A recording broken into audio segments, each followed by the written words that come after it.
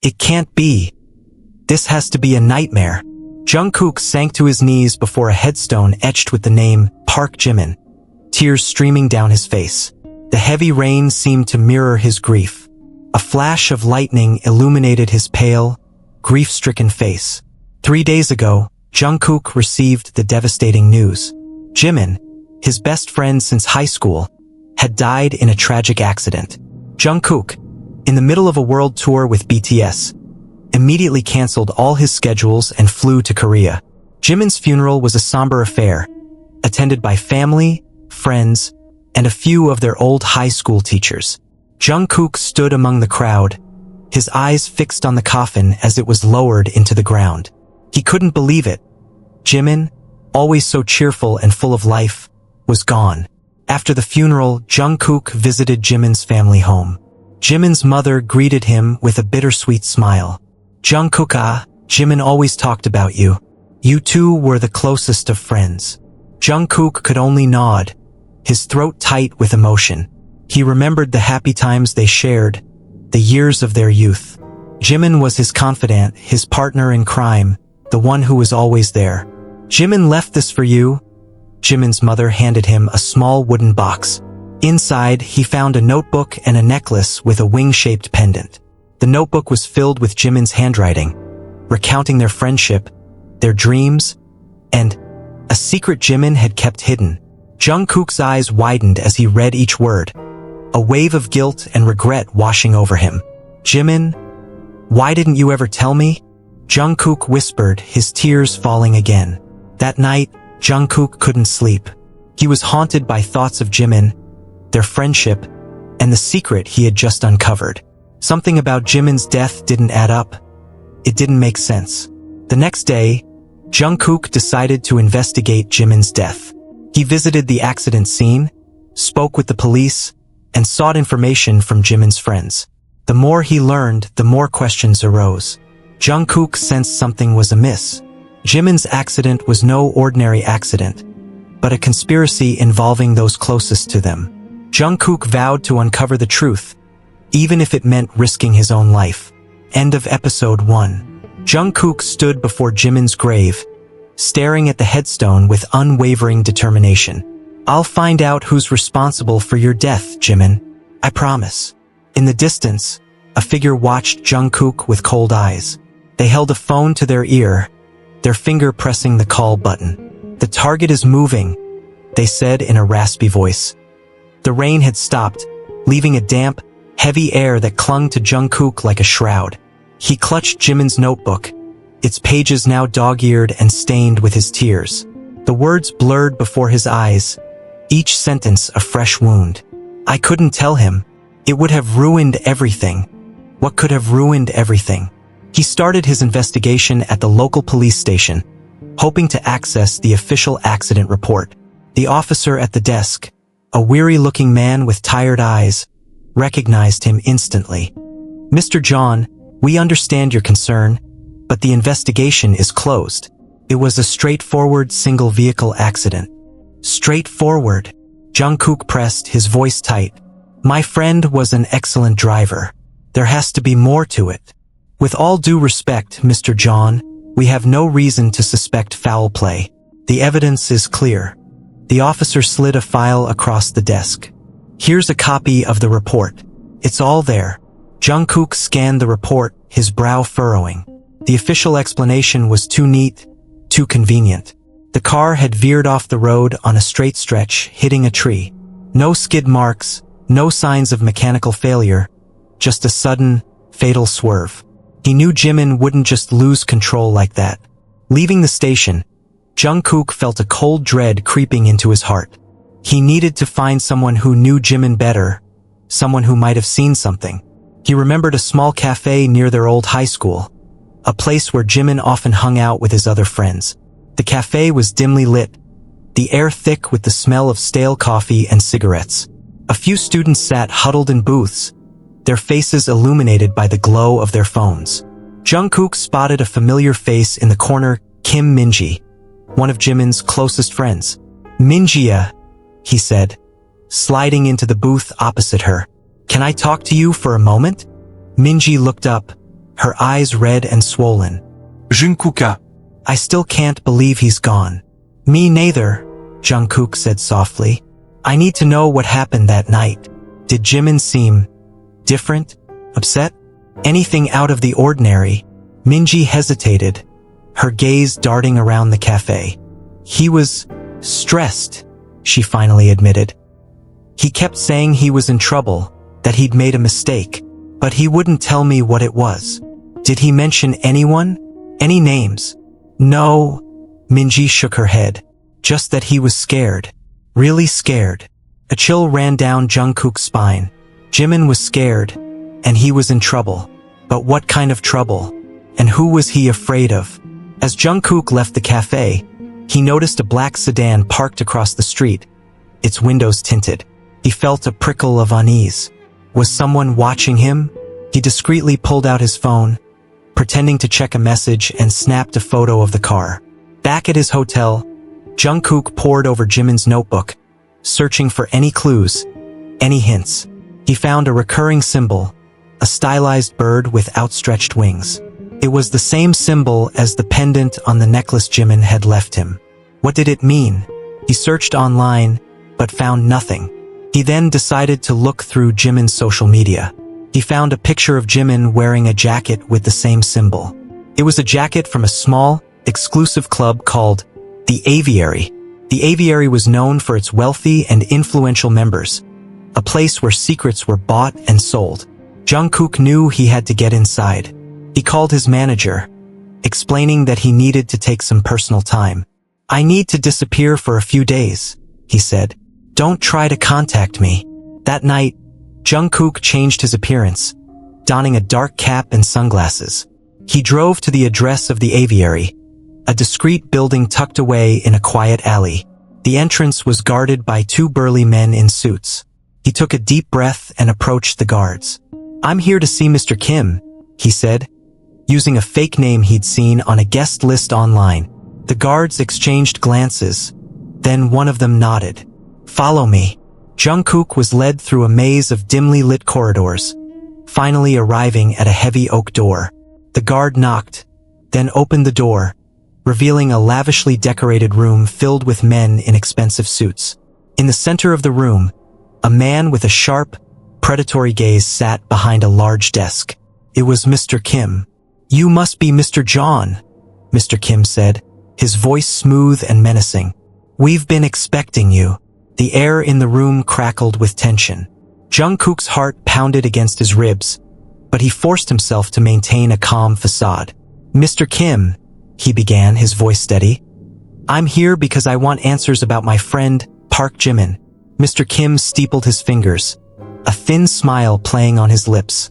Park Jimin, he repeated, his voice laced with a hint of amusement. A tragic accident, wasn't it? It doesn't feel like an accident, Jungkook countered, his eyes locked on Mr. Kim's. I know Jimin was involved with the Aviary. I know he was scared. Mr. Kim's smile vanished. You're a very inquisitive young man, Mr. John. Perhaps too inquisitive. He gestured to the two burly guards who had escorted Jungkook in. Show Mr. John the door. Not until I get answers, Jungkook said, his voice firm. He pulled out Jimin's notebook, the pages open to the symbol of the winged bird. What does this mean? Mr. Kim's eyes flickered, a hint of something fear flashing across his face. That, he said, his voice low and dangerous, is none of your concern. Suddenly, the lights flickered and died, plunging the room into darkness. A scuffle broke out, the sound of heavy breathing and muffled thuds filling the air. Jungkook, trained in martial arts, reacted instinctively. He dodged a blow from one of the guards, delivering a swift kick to his assailant's stomach. In the chaos, he heard a sharp crack, followed by a grunt. The lights flickered back on, revealing a scene of disarray. One of the guards lay unconscious on the floor, and Mr. Kim was nowhere to be seen. Jungkook seized the opportunity, slipping out of the room and into the maze of corridors. He ran, his footsteps echoing in the silence, until he reached a back exit. He burst out into the alleyway, the cool night air filling his lungs. He knew he couldn't stay in the city. Mr. Kim and his associates would be searching for him. He needed to find a safe place, a place where he could regroup and figure out his next move. He drove to a secluded cabin in the mountains, a place he and Jimin had often visited during their high school days. The cabin was old and rustic, but it was secure.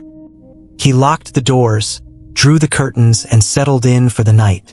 He spent the next few hours reviewing Jimin's notebook, searching for any clues he might have missed. He noticed a series of numbers scribbled on the back of one of the pages. He tried entering them into his phone, but they didn't seem to correspond to any phone numbers. He then tried entering them into a GPS app. The coordinates led him to a small, abandoned warehouse on the outskirts of the city. He felt a surge of adrenaline. Could this be the key to unlocking the mystery of Jimin's death? The next morning, Jungkook drove to the warehouse. It was a dilapidated building, its windows boarded up and its paint peeling. He parked his car a safe distance away and approached the building on foot, his senses on high alert. He found a loose board on one of the back windows and slipped inside. The warehouse was dark and dusty, filled with old crates and machinery. He moved cautiously, his footsteps echoing in the silence. He reached a large, open area in the center of the warehouse. In the middle of the area, he saw a metal door, secured with a heavy padlock. He tried to force the door open, but it wouldn't budge. Suddenly, he heard a noise behind him. He turned to see two men, their faces obscured by shadows, approaching him. They were the same men who had attacked him at the aviary. "We told you to stay away," one of them said, his voice cold and menacing. "Now you'll pay the price." They lunged at him, their fists flying. Jungkook fought back, his movements swift and precise. He managed to knock one of them unconscious, but the other one pulled out a knife. The man lunged again, the knife flashing in the dim light. Jungkook dodged the blow, but the knife grazed his arm, leaving a deep gash. He felt a surge of pain, but he refused to give up. He managed to disarm the man, knocking him to the ground. He then turned to the metal door, determined to find out what was hidden inside. He noticed a small keypad next to the door. He remembered the numbers from Jimin's notebook. He entered the numbers, and the door clicked open. Inside, he found a small, dimly lit room. On a table in the center of the room, he saw a laptop, its screen glowing. He approached the laptop and pressed the power button. The screen flickered to life, revealing a series of files and folders. He opened one of the folders, and his eyes widened in shock. He saw a series of videos showing Jimin. The videos on the laptop screen painted a disturbing picture. Jimin, his once cheerful face now etched with fear and desperation, was involved in what appeared to be illegal transactions. He was delivering packages, exchanging encrypted data, and meeting with shadowy figures. Jungkook's stomach churned. What had his friend gotten himself into? He continued to watch the videos, each one revealing a deeper layer of the conspiracy. Jimin was clearly being coerced, his every move monitored. There were glimpses of Mr. Kim, his face a mask of cold calculation, pulling the strings. One video, dated just days before Jimin's death, showed him arguing with Mr. Kim. Jimin was pleading, his voice trembling. "I can't do this anymore. I want out." Mr. Kim's response was chilling. "You know too much, Jimin. You're in this for life." Jungkook's blood ran cold. He now understood the fear in Jimin's eyes, the desperation in his voice. He had been trapped, a pawn in a dangerous game. He copied the videos onto a flash drive, knowing they were crucial evidence. He then searched the laptop for any other clues, finding a hidden folder containing encrypted files. He knew he needed a specialist to crack the encryption. As he was about to leave, he noticed a small, framed photo on the desk. It was a picture of Jimin and another young man, their arms around each other, both smiling. The other man looked familiar. Jungkook took a photo of the picture with his phone. He needed to find out who this man was. He left the warehouse, his mind racing. He needed to find a safe place to analyze the evidence and figure out his next move. He decided to return to the cabin in the mountains. Back at the cabin, he reviewed the videos again, searching for any details he might have missed. He noticed a recurring location in several of the videos, a secluded marina on the coast. He decided to investigate the marina. He drove to the coast, parking his car a safe distance away and approaching the marina on foot. The marina was deserted, the docks empty and the buildings dilapidated. He searched the area, finding a small, hidden office in one of the buildings. Inside, he found a map of the surrounding waters, with several locations marked with red X's. He took a photo of the map. He then noticed a small, hidden compartment in the desk. Inside, he found a key. He tried the key on a nearby locker and it opened. Inside the locker, he found a waterproof bag containing a satellite phone and a small, encrypted device. He took the bag and left the marina, his heart pounding. He now had the videos, the map, the satellite phone, and the encrypted device. He was getting closer to the truth. He returned to the cabin and tried to activate the satellite phone. It powered on, but it required a specific code to make calls. He then turned his attention to the encrypted device. He tried various codes, but none of them worked. He knew he needed to find someone who could help him. He remembered a friend from his hacker days, a brilliant coder named Hannah. He contacted Hannah, explaining the situation. "I need your help, Hannah. I have an encrypted device, and I need you to crack it." "Send it to me," Hannah replied. "I'll see what I can do." He sent the device to Hannah, along with a copy of the videos and the photo of Jimin and the other man. A few days later, Hannah called him. "I've cracked the device," she said. "The files inside are explosive. They reveal a network of illegal arms deals, money laundering, and human trafficking, all orchestrated by Mr. Kim and his associates." "And the man in the photo with Jimin?" Jungkook asked. "His name is Lee Miho," Hannah replied. "He was Jimin's partner in crime. They were both involved in Mr. Kim's operations." "Was?" Jungkook asked. "He's dead," Hannah said. "He died in a suspicious accident a few months ago." Jungkook felt a wave of anger and grief. Mr. Kim was eliminating anyone who knew too much. "Hannah, can you trace the location of the satellite phone?" "I can try," she said. A few hours later, Hannah called him back. "The phone is located on a small island off the coast," she said. "It's a private island, owned by Mr. Kim." Jungkook knew what he had to do. He had to go to the island and confront Mr. Kim. The island loomed in the distance, a dark silhouette against the fading twilight. Jungkook, piloting a small, rented speedboat, cut the engine, allowing the boat to drift silently toward a secluded cove. He had to be cautious. Mr. Kim's private island was undoubtedly heavily guarded. He slipped into the water, the cold sea numbing his skin. He swam underwater, keeping close to the rocky shoreline, until he reached a hidden inlet. He pulled himself onto the shore, his clothes dripping wet, and surveyed his surroundings.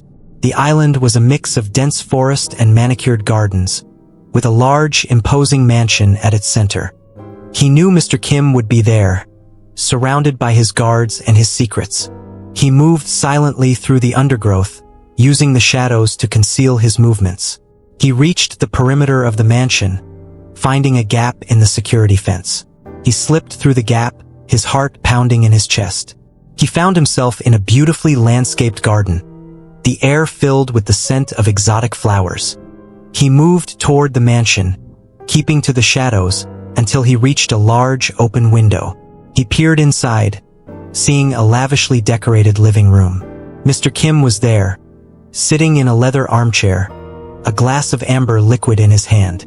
He was talking on the phone, his voice low and menacing. "Make sure the shipment is secure," he said. "We can't afford any more mistakes." Jungkook knew he had to act quickly. He couldn't let Mr. Kim continue his operations. He needed to gather more evidence, and if possible get Mr. Kim to confess. He moved around the mansion, searching for a way inside. He found a back door, secured with a keypad. He remembered the codes Hannah had extracted from the encrypted device. He entered the codes, and the door clicked open. He slipped inside, moving silently through the corridors. He found a study, filled with bookshelves and a large, mahogany desk. He searched the desk, finding a hidden drawer. Inside, He found a folder containing documents detailing Mr. Kim's illegal activities. He copied the documents onto his flash drive. He then heard footsteps approaching. He quickly hid behind a bookshelf, holding his breath. Mr. Kim entered the study, his face grim. He went to the desk, searching for something. "Where is it?" he muttered, his voice filled with anxiety. He pulled out the hidden drawer, his eyes widening in shock. "It's gone," he exclaimed. Jungkook knew he had to leave. He slipped out of the study, moving silently through the corridors. He reached the back door, but it was now guarded by two of Mr. Kim's men. He knew he couldn't escape without a fight. He took a deep breath and stepped out of the shadows. "You again," one of the guards said, his voice cold. "Mr. Kim wants to see you." "I'm afraid I'm not available," Jungkook said, his voice firm. He lunged at the guards, his movements swift and precise. He disarmed one of them, using the guard's own weapon against him. A fight ensued, the sound of gunfire echoing through the mansion. Jungkook fought with a ferocity born of grief and determination. He managed to subdue the guards, but he knew more would be coming. He ran through the mansion, searching for Mr. Kim. He found him in the living room, standing by the fireplace, a gun in his hand. "You're making a big mistake, Mr. John," Mr. Kim said, his voice calm and controlled. "You should have stayed out of this. You killed my friend," Jungkook said, his voice filled with anger. "You used him, and then you threw him away." "He was a liability," Mr. Kim said, his eyes cold. "He knew too much. And now I know too much," Jungkook said. "I'm going to expose you, Mr. Kim. I'm going to make sure you pay for what you've done." Mr. Kim raised his gun, aiming at Jungkook. "You won't leave this island alive," he said. Just then, a voice rang out from behind them. "Drop the gun, Mr. Kim." It was the police, led by a detective Jungkook had spoken to earlier in his investigation. They had tracked the satellite phone to the island. Mr. Kim turned, his face a mask of rage. He fired his gun, but the bullet hit the chandelier overhead, sending shards of glass raining down. In the chaos, Jungkook lunged at Mr. Kim, disarming him. The police rushed in, apprehending Mr. Kim and his remaining guards. The aftermath of Mr. Kim's arrest left a heavy silence in the mansion. The police swarmed the premises, meticulously gathering evidence, while Jungkook stood amidst the chaos, a whirlwind of emotions swirling within him. Relief, anger, and a deep, gnawing sadness battled for dominance. Detective Park, the lead investigator, approached Jungkook, his expression a mix of gratitude and concern. "Mr. John, your assistance has been invaluable. We wouldn't have been able to crack this case without you. I just wanted justice for my friend," Jungkook replied, his voice hoarse. "And you've achieved that," Detective Park said. "But this is just the beginning. Mr. Kim's network is vast, and we need to dismantle it completely. We'll need your continued cooperation." Jungkook nodded. He knew he couldn't walk away now. He owed it to Jimin, to Miho, and to all the others who had been victims of Mr. Kim's greed. The police took Mr. Kim into custody, along with the documents and evidence Jungkook had collected. As they escorted him away, Mr. Kim turned to Jungkook, his eyes filled with a chilling intensity. "This isn't over, Mr. John," he said, his voice a low growl. "You've made a powerful enemy." Jungkook met his gaze, unflinching. "I'm not afraid of you," he said. Back at the police station, Jungkook reviewed the evidence with Detective Park. The documents revealed a complex web of shell corporations, offshore accounts, and encrypted communication channels. Mr. Kim's operation was far more extensive than they had initially imagined. "We need to trace these accounts," Detective Park said, "and we need to decipher these encrypted messages. It's going to be a long and arduous process." Jungkook offered his assistance, using his knowledge of technology and his connections in the digital world. He worked alongside the police, analyzing data, tracking transactions, and piecing together the puzzle. As they delved deeper into the investigation, they uncovered a disturbing pattern. Mr. Kim wasn't just involved in illegal arms deals and money laundering. He was also involved in human trafficking. He was exploiting vulnerable people, forcing them into labor and prostitution. The revelation sent a wave of revulsion through Jungkook. He felt a burning desire to expose Mr. Kim's depravity and bring his entire operation crashing down. He remembered the photo of Jimin and Miho. He asked Detective Park to investigate Miho's death, suspecting it was no accident. A few days later, Detective Park called him with the results. Miho's death was indeed suspicious, he said. The official cause was a car accident, but the evidence suggests foul play. The brakes on his car were tampered with. Jungkook's suspicions were confirmed. Mr. Kim had eliminated Miho, just as he had eliminated Jimin. He decided to visit Miho's family, hoping to learn more about his relationship with Jimin and his involvement with Mr. Kim. Miho's family lived in a small, modest apartment. His mother, a frail woman with tired eyes, greeted him with a mixture of sadness and suspicion. "You're a friend of Miho?" she asked, her voice trembling. "I was a friend of Jimin," Jungkook replied. "And I believe they were friends too." Miho's mother nodded, her eyes filling with tears. "They were very close," she said. "They grew up together. But Miho changed after he started working for Mr. Kim. He became distant, secretive. Did he ever mention anything about Mr. Kim's business?" Jungkook asked. "He told me it was dangerous," she said. "He said he wanted to get out, but he couldn't." She handed Jungkook a small, worn photograph.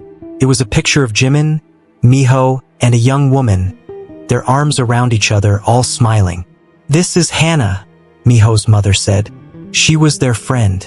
She might know something." Jungkook's heart skipped a beat. Hannah, the same Hannah who had helped him crack the encrypted device.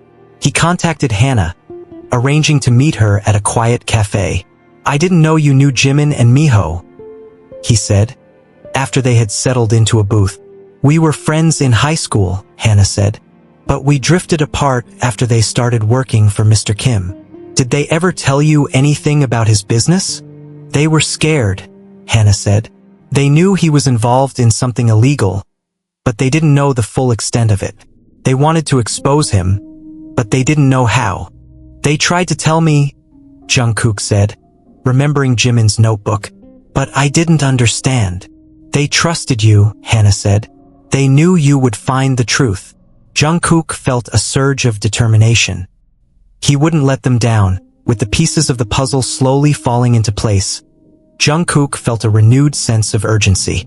He knew that Mr. Kim's network was still active, and that innocent lives were at stake. He had to move quickly to strike before they could regroup and disappear.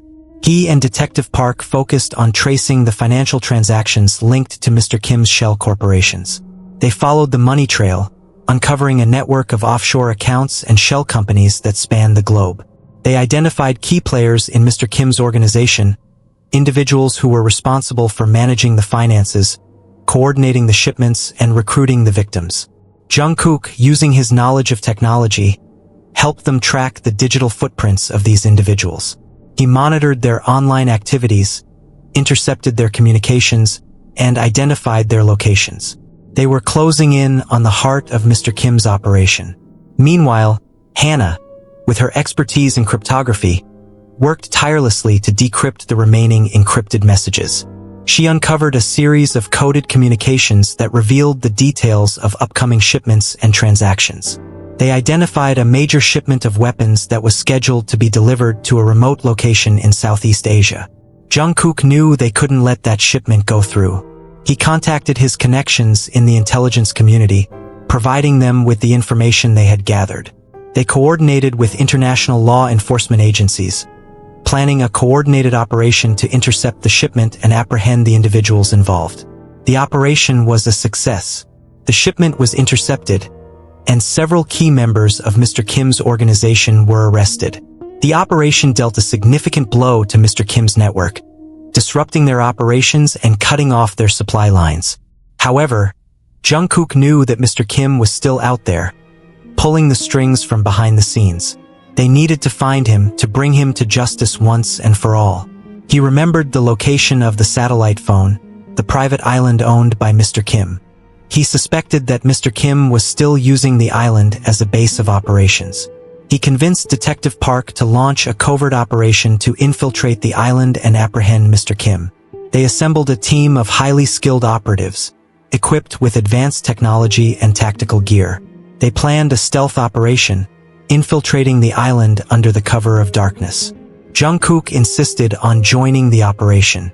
He felt a personal responsibility to bring Mr. Kim to justice. He wanted to look him in the eye and make him pay for what he had done. The team infiltrated the island, moving silently through the dense forest. They reached the mansion, finding it heavily guarded. They used their advanced technology to disable the security systems and neutralize the guards. They stormed the mansion, searching for Mr. Kim. They found him in his private office, surrounded by his remaining loyalists. A firefight ensued, the sound of gunfire echoing through the mansion. Jungkook fought alongside the operatives, his movements swift and precise. He managed to disarm several of Mr. Kim's men, clearing a path to the office. He confronted Mr. Kim, his eyes filled with anger and determination. "It's over, Mr. Kim," he said. "Your reign of terror is finished." Mr. Kim, his face contorted with rage, pulled out a hidden weapon. "You'll never take me alive," he snarled. He lunged at Jungkook, but Jungkook was ready. He disarmed Mr. Kim, knocking him to the ground. The operatives rushed in, apprehending Mr. Kim and his remaining men. Jungkook stood over Mr. Kim, his heart pounding, his body trembling. He had finally brought him to justice. As Mr. Kim was being led away, he turned to Jungkook, his eyes filled with hatred. "You've ruined everything," he said. "You'll pay for this." "I've only brought justice," Jungkook replied. "And you'll pay for your crimes." Back at the police station, Jungkook watched as Mr. Kim was processed and booked. He felt a sense of closure, but also a lingering sadness. He had avenged Jimin's death, but he couldn't bring him back.